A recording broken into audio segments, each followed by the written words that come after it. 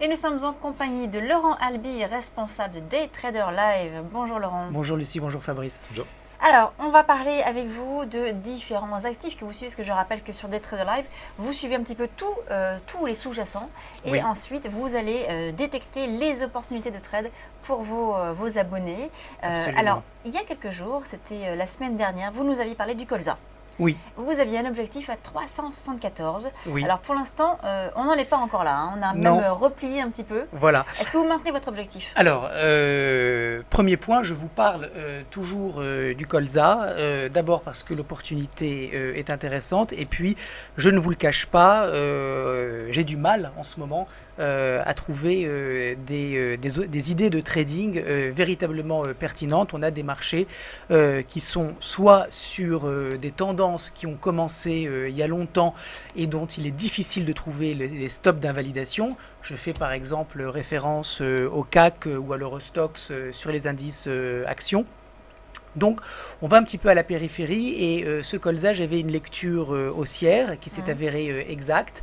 Et puis, je pense qu'on peut toujours envisager une entrée à l'achat sur ce sous-jacent si on fait un petit repli parce que le potentiel reste bien évidemment très intéressant à la hausse. Alors, Ouais. on pourrait rentrer par exemple à 362. Vous voyez qu'actuellement, on est à 365,25. Il y a une petite zone de support sur 363,02. Je pense qu'on pourrait même essayer de rentrer un petit peu en dessous, vers 362. On met le stop sous 356, c'est-à-dire sous la petite zone qui est juste au-dessus du segment bleu. Et on vise donc toujours 374. Donc le colza, c'est un marché qui est en hausse depuis plusieurs semaines. Vous le voyez à l'écran qui a fait une grande consolidation qui pourrait s'apparenter à une sorte de variation de tête-épaule inversée dans la hausse. On a franchi la ligne de coup. On a accéléré, on a fait hier une petite journée de consolidation, mais c'est pas très grave. Je ne change pas mon analyse. Je pense que ce marché est haussier et on peut toujours essayer d'en profiter si on avait un petit repli sur 362 par exemple. D'accord, donc on attend le repli pour se positionner sur le colza. Alors il y a également l'or, hein, l'or sur Oui. lequel vous êtes positionné. Alors là par contre, toujours donc à l'achat. Oui, alors l'or est un marché qui n'a pas de dynamique particulière pour le moment. On a beaucoup baissé, on est beaucoup remonté, vous le voyez à l'écran, on a beaucoup baissé à nouveau. C'est assez désordonné, la structure technique ne nous donne pas beaucoup de renseignements, sauf que c'est un marché volatile et qui est sans tendance. Alors, on remarque quand même que depuis la baisse du mois de janvier, sur les 1304 dollars l'once, depuis cette baisse, on s'est stabilisé autour des 1200 dollars. On voit bien sur ces 5-7 dernières bougies à droite de l'écran qu'on a une stabilisation des prix et que le marché ne veut plus baisser. Alors, on n'est pas réellement sur un niveau de support très important. Si on dézoome un tout petit peu, on verrait qu'il y a des zones d'achat. Voilà, il y a des zones d'achat très importantes autour des 1140 dollars. J'ai envie de vous dire, on est presque un petit peu au milieu de nulle part sur ce support. La seule raison technique qu'on trouve à cette zone de stabilisation des prix, c'est premièrement 62% de retracement de toute la hausse précédente, donc c'est un niveau de Fibonacci qui peut générer des niveaux des actes d'achat. Et puis on voit bien cette petite zone de congestion fin décembre qui a bloqué les prix. Ensuite, on a eu une expulsion au début janvier et cette zone de résistance redevient potentiellement support. Vous voyez, c'est un petit peu fragile. Je viens parfois sur ce plateau en vous disant c'est pas l'idée du siècle. C'est pas l'idée du siècle. Pourquoi? Parce que soit on est sur un marché qui est en tendance et on profite de la tendance, on profite de repli sur la tendance pour rentrer, soit on est contrarien, mais dans ce cas-là, on est contrarien sur des niveaux très forts. Or là, on n'est pas sur des niveaux très forts, donc on n'est pas dans une tendance, on n'est pas vraiment vraiment sur des niveaux forts. C'est pour ça que je pense que ce gold, il peut y avoir un petit rebond, mais c'est très technique. Ça ne change rien au manque de structure qu'on voit à l'écran. C'est juste rentrer un petit peu plus bas, peut-être sur les 1205 dollars l'once, 1204 dollars, et puis viser 1236. Vous voyez, c'est un petit trade, on met le stop sous 1190 et on remarque malgré tout qu'il y a une zone de support sur le très court terme qui est effective. Donc on a a priori des opérateurs qui ont décidé de repasser à l'achat sur cette zone. On va essayer de les accompagner et d'aller porter la position jusqu'à 1236. Voilà, c'est quelque chose qui pourrait durer cette semaine, enfin jusqu'à la fin de cette semaine. J'essaye toujours de pondérer mes avis pour que vos auditeurs sachent un petit peu où est-ce que je me situe par rapport aux idées que je donne. Voilà, c'est pas une idée très très forte, mais encore une fois, en ce moment, on a des marchés qui ne nous donnent pas grand-chose. Donc on essaye de faire avec ce que le marché nous donne. Donc une poursuite de la consolidation, mais quand même un petit biais aussi. D'achat. Exactement. On parlait du dollar australien.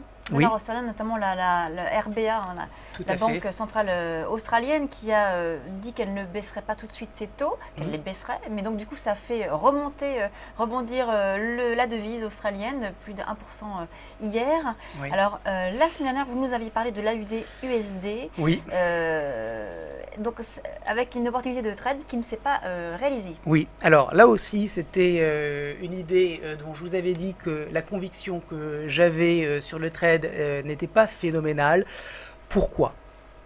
On a un dollar américain qui s'est considérablement apprécié ces dernières semaines et qui maintenant reste fort mais consolide. Ça veut dire que la hausse qui a eu lieu toutes ces dernières semaines, les opérateurs sont en train de la digérer. La digérer, ça veut dire qu'ils ne repassent pas vendeurs sur le dollar, mais pour le moment, ils ont du mal à continuer de payer et de développer l'appréciation du dollar sur le court terme. Donc on a une zone de consolidation latérale. Excusez-moi. On a une zone de consolidation latérale dans laquelle le dollar est un petit peu coincé. On a le sentiment qu'il veut en sortir, mais ce n'est pas encore le cas. Alors, toutes les paires en dollars, l'euro-dollar, le GBP-USD, le dollar australien face au dollar, le dollar néo-zélandais face au dollar, sont un petit peu bloqués puisque le dollar est lui-même bloqué. On voit bien sur cet AUD-USD qu'on est sur un marché dont la pression baissière s'est considérablement amenuisée, mais en revanche, on n'a pas encore de rebond réellement effectif sur lequel on pourrait rentrer. On est toujours à l'intérieur d'une consolidation, c'est toujours très mou.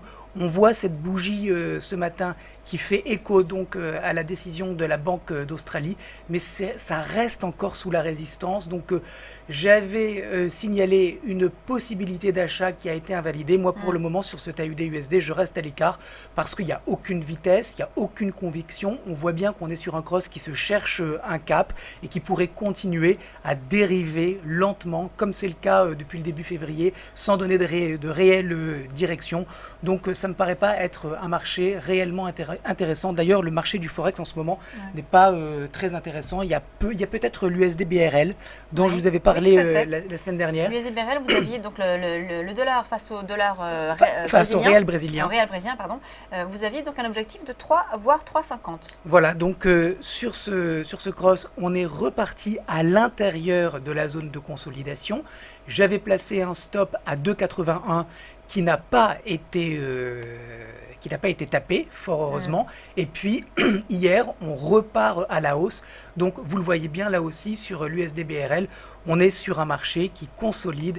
Qui consolide, ça veut dire qu'on a des opérateurs qui n'ont pas de conviction forte et que tant que ce manque de conviction est avéré, eh ben, on a finalement des marchés qui font du surplace. Donc là, pareil, aussi conviction, pas trop de conviction. Voilà, donc je reste à l'achat, mais on voit bien qu'il n'y a pas de vitesse et que le marché ne décolle pas. Ceci dit, on n'a pas été stoppé, donc on reste en position. Très bien. Une dernière, alors je sais que vous nous avez dit que vous n'aviez pas beaucoup de conviction aujourd'hui. C'est vrai que les marchés sont, il n'y a pas énormément d'indicateurs, de publications aujourd'hui. Oui. Donc finalement, il n'y a pas beaucoup non plus d'idées de trade aujourd'hui, à part l'or et et le colza dont vous nous avez parlé? Écoutez, sur les indices actions européens, on a beaucoup progressé. Et on voit que cette progression, pour le moment, ralentit, mais ne s'invalide pas. Le problème de ce genre de configuration, c'est que les stops, justement, qui invalideraient le mouvement actuel sont très très loin. Donc, soit vous êtes rentré sur les indices européens il y a un certain temps, voire par exemple la semaine dernière, et vous êtes porté, vous surfez sur cette vague, il faut toucher à rien, il faut continuer de laisser vivre votre position tant que la tendance reste effective, soit vous n'êtes pas rentré, et regardez sur le CAC. Moi, j'ai un vrai stop à 4777. Ça veut dire quoi? Que le marché pourrait consolider, corriger jusqu'à ce niveau de 4777 sans que ça ne change rien au contexte technique. Vous conviendrez que c'est quand même très très loin et que ce n'est pas opportun d'ouvrir sur les niveaux actuels de nouvelles positions. Donc on voit un marché qui a fait une première jambe haussière très forte, ensuite une consolidation latérale et puis une deuxième jambe haussière. Et si on essaye de faire un petit jeu de miroir et de regarder la progression de cette deuxième jambe haussière par rapport à la première, on voit bien qu'on est plus ou moins à la fin. Alors la fin, ça ne veut pas dire que ça va tout de suite corriger. On peut tout à fait aller taper les 5000 points sur le CAC spot. On pourrait même les dépasser. Mais par rapport au stop qui est à 4777, on n'a pas de timing. On est beaucoup trop loin. Laurent, une question pour ceux qui ont raté les épisodes précédents. Oui. Comment vous avez calculé ce point de 4777? À quoi cela correspond-il? Alors, si on revoit le chart, vous voyez qu'on a fait une consolidation. Non, est-ce qu'on peut dézoomer un tout petit peu pour voir les dates, en fait, parce que je pense que c'est important. Les dates en bas de l'écran. Ouais, on a fait une première jambe haussière. Voilà. On est parti début janvier et on a fait une première jambe haussière jusqu'à la mi-janvier. Ensuite, on a eu une consolidation latérale de la mi-janvier à la mi-février. Cette consolidation latérale, elle s'est muée en ce que les anglo-saxons appellent un running, c'est-à-dire une consolidation avec un biais légèrement haussier, mais on ne voit pas que ça monte beaucoup. Et puis on a fait un gap haussier sur le 4777. Ce gap haussier, c'est clairement un niveau de support. D'ailleurs, remarquez, on fait le gap et puis les deux séances d'après, on reste sur ce niveau et on vient tester, valider, confirmer ce gap haussier à 4777. Autrement dit, pendant 3 séances d'affilée, on a eu en intraday un marché qui est revenu sur ces 4777. C'est ça le vrai stop. Après, quand on s'est écarté de ce niveau, eh bien le marché est monté. Il a fait des petites bougies qui étaient toutes plus hautes les unes que les autres. On avait un trend haussier relativement puissant, mais vous voyez qu'on n'a pas véritablement de niveau de support. Un niveau de support, c'est-à-dire un niveau qui attirerait à nouveau donc les acheteurs. Les acheteurs, si on retourne sur 4777 points, se diront c'est un gap haussier qui a été validé. On est beaucoup plus bas que les niveaux actuels, donc c'est intéressant de revenir à l'achat sur le CAC. Mais sur les niveaux actuels, on est un petit peu trop overstretched, c'est-à-dire suracheté, et par conséquent, le marché peut corriger jusqu'à 4777 sans d'ailleurs savoir exactement où est-ce qu'il pourrait s'arrêter. Je ne dis pas que ça va retourner à 4777, je dis que 4777 c'est le vrai niveau d'achat, mais qu'entre-temps ça pourrait s'arrêter un peu n'importe où et que par conséquent c'est dangereux de mettre des stops entre les niveaux actuels et 4777 parce qu'on pourrait avoir raison mais se faire stopper. Donc je ne peux pas choisir autre chose que ce niveau à 4777. Si je vous comprends bien, ça veut dire qu'une baisse même de 150 points pratiquement aujourd'hui ne remet pas fondamentalement en cause cette tendance haussière qu'on connaît depuis maintenant mi-décembre, début janvier. Sur le court terme, on parle même de court terme, sur le court terme, on peut retourner à 4777 points sans que ça ne change rien. D'ailleurs, ça serait vraisemblablement compris par les opérateurs comme une opportunité si on retournait sur ce niveau. Donc on peut même avoir des prises de profit qui se mettent doucement en place, des opérateurs qui vont cascader, c'est-à-dire voyant que les prix descendent, vont s'empresser les uns derrière les autres de déboucler leur position pour se dire bon, je prends mes profits maintenant, et puis quand on retourne à 4777, là c'est un vrai point pour revenir. Merci Laurent Albi, responsable des Traders Live chez Day by Day. Merci Lucie, merci Fabrice. On marque une pause, on se retrouve tout de suite.